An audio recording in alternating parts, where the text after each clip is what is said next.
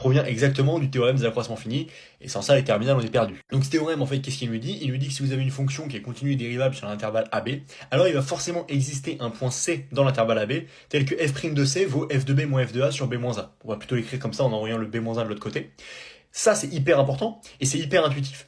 Et en fait, ça te permet de démontrer pas mal de choses. Alors, si on regarde les applications majeures justement qu'il faut avoir en tête pour ce théorème, premièrement, c'est que ça nous permet de démontrer plein d'inégalités qui sont assez intéressantes. Je pourrais vous donner un exercice sur le sujet si ça vous intéresse. Et puis, ça vous permet aussi de démontrer qu'une dérivée va s'annuler. Parce qu'en fait, si f de b est égal à f de a, par exemple, vous avez forcément f' de c qui vaut 0. Et donc, ça veut dire qu'il va exister un c tel que la dérivée s'annule. Et ça peut être intéressant de savoir que la dérivée va s'annuler sur un intervalle AB. Donc voilà, c'est une des applications du théorème des accroissements finis, et c'est un théorème qui est super important, et qui est aussi beaucoup lié au théorème de Rolle. Donc voilà exactement le théorème de Rolle, donc fondamental pour démontrer qu'une dérivée va s'annuler, comme je l'ai dit tout à l'heure, c'est plutôt un cas particulier, on va dire, du théorème